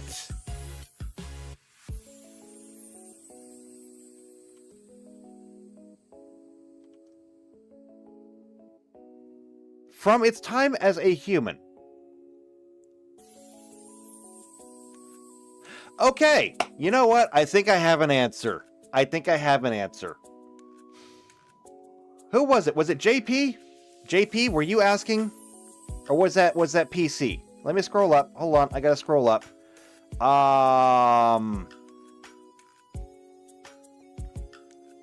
Hold on. Okay, it was JP. What came first, Pokemon or humans? I think I have an answer. What came first, Pokemon or humans?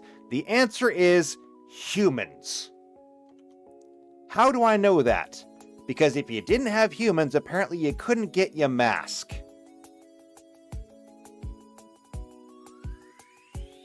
If your mask, it carries around a mask of the face that it was when it was human, ergo, you had to have it first.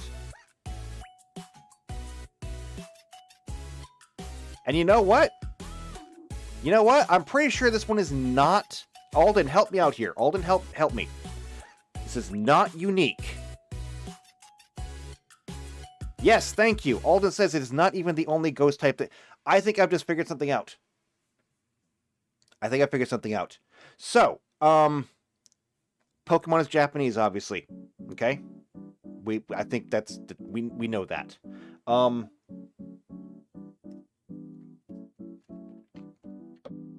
Obviously, Japan is Shinto. Primarily, first and foremost.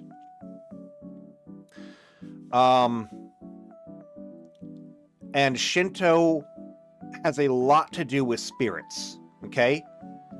If we go into, like, the actual Shinto religion, the spirits of the dead are supposed to move on, and they become the ancestral spirits that look over the family going forward.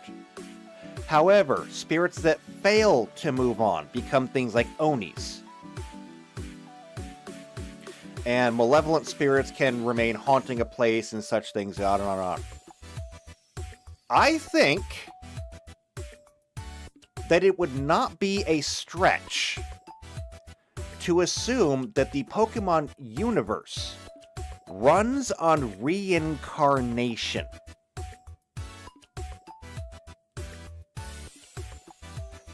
Okay, do you remember?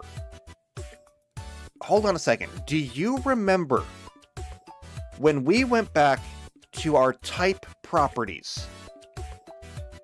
Okay? And we have on this side everything that a certain type gets. Alright? But over here, I told you that every trainer that is made is going to have to pick a type.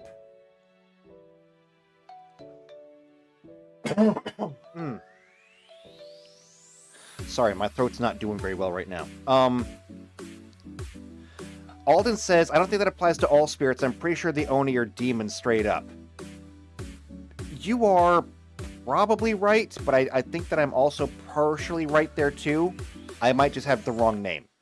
JP says, I feel like it's similar to FMA, Full Metal Alchemist, where a dude combined his daughter with a dog. Is this how other Pokemon came to be? No. Hold on. Let me get through this because brain is worky. Think that the brain thingy is doing hamster wheel stuff. Okay? What if every trainer, because I'm having you pick, what if every person has a type?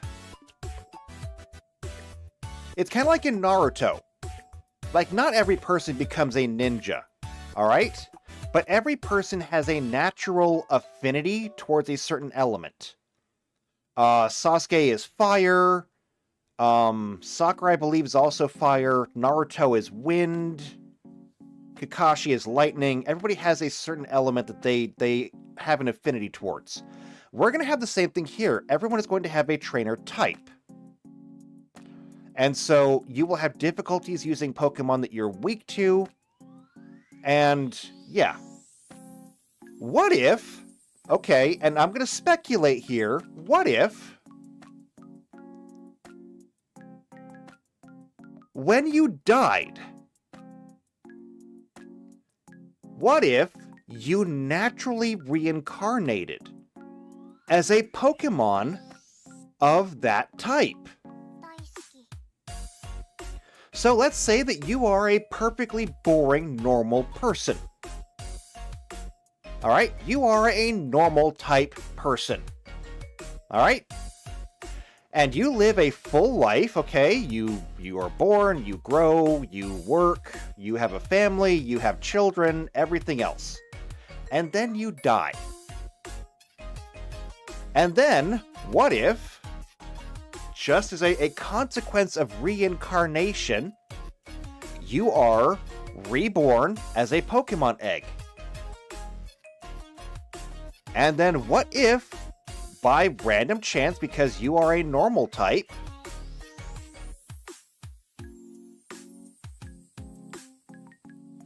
your egg hatches into a Mime Junior?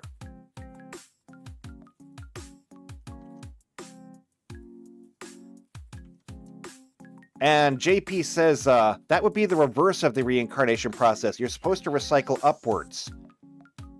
Well, what makes you think you're not? Maybe Pokemon are the higher level of beings. They're certainly stronger.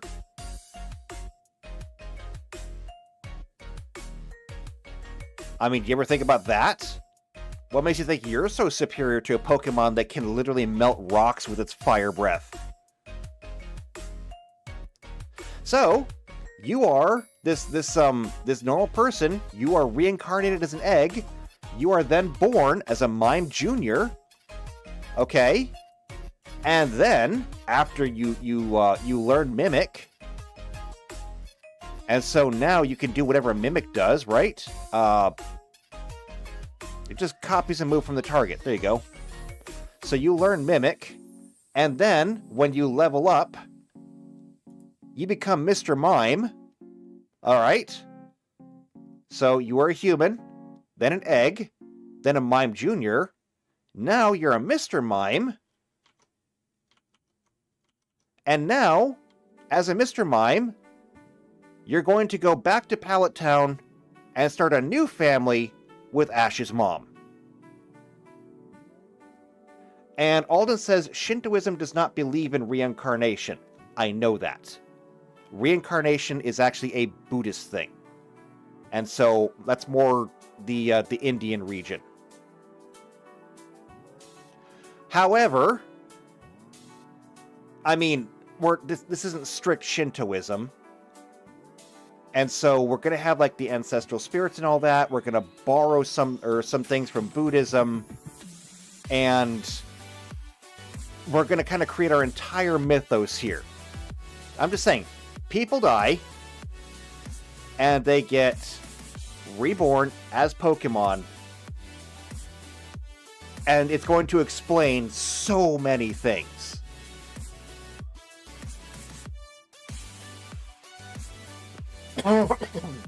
Sorry. So, this will effectively explain hold on. This is going to explain so many things. Why are Pokemon smart? I mean, really think about this. Really think about it. Why are Pokemon smart?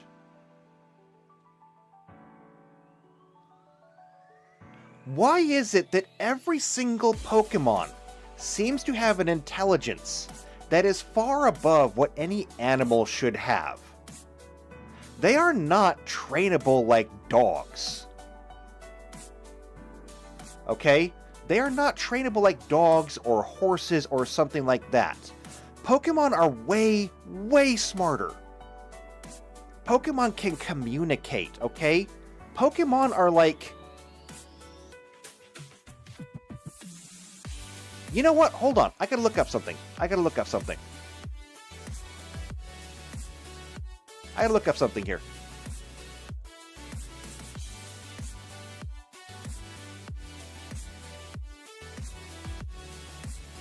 Okay.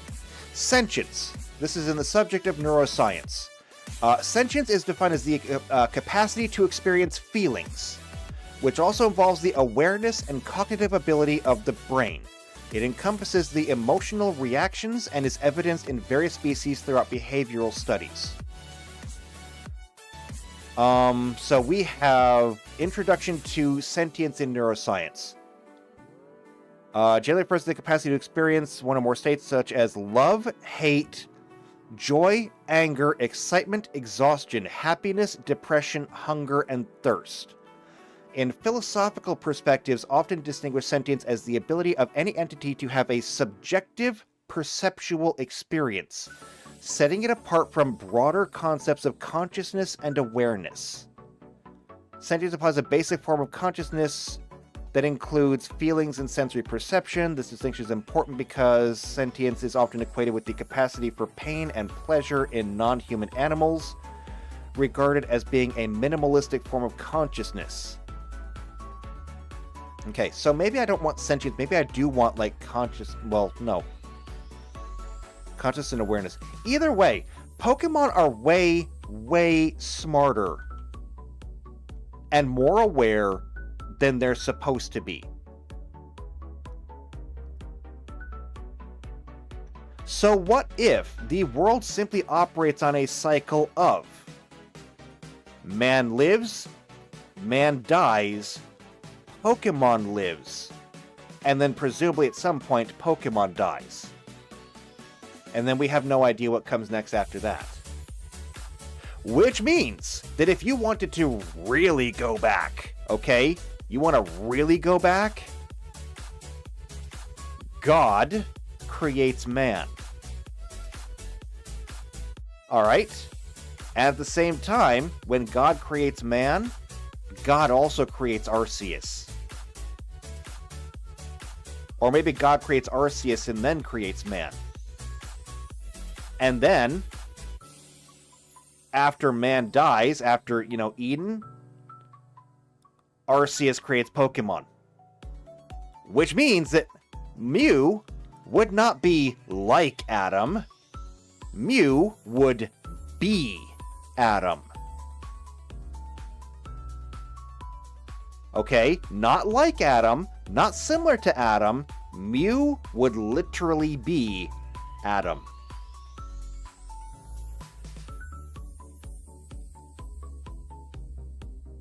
I'm gonna get so sued by Nintendo. I'm gonna get so sued. Okay, yeah, so this is a thing that we just did today. We just wrote an entire mythos.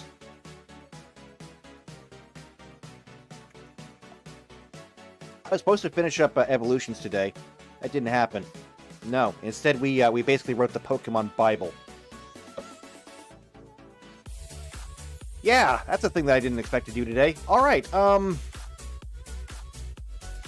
Alden says, well, I will say that Pokemon-human relationships are historically canonical.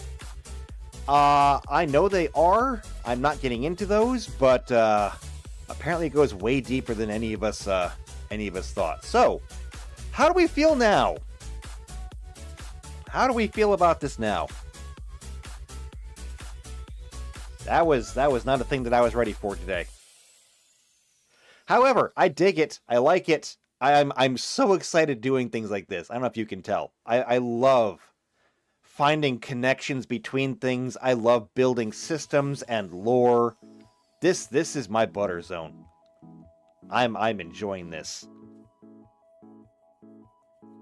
I mean, okay, JP, I saw that you said that before. You said, is his mom's Mr. Mime his own reincarnated father? And then you said Ash has a Mr. Mime dad. That could literally be the case. I don't know if it is.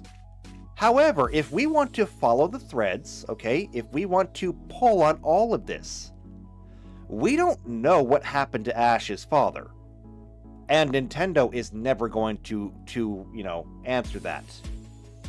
But if we assume that Ash's father is dead, and if we assume that when people die they are reincarnated as humans, or as Pokemon, excuse me, and if, okay, this is a lot of ifs, and if Ash's father came back as a Mime Jr., and if that Mime Jr. managed to evolve, and if that Mr. Mime ended up in the employ of Ash's mother, then yes, it could be Ash's dad. Which has long since been a joke. It has long since been a theory. And quite frankly, that theory probably has legs. So, yeah. I mean, let's rock with that. I'm good for it. Alright, so, we're going to go ahead and we're going to take a break here. When we come back next time, hopefully we finish Evolutions. We only have to do the weird ones. Okay, we're up to the weird ones. There's not even that many. There's like a dozen. Under any other circumstance, I'd say we should be able to do this.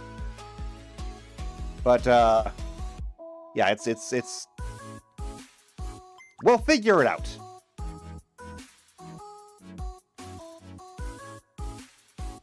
We'll figure it out.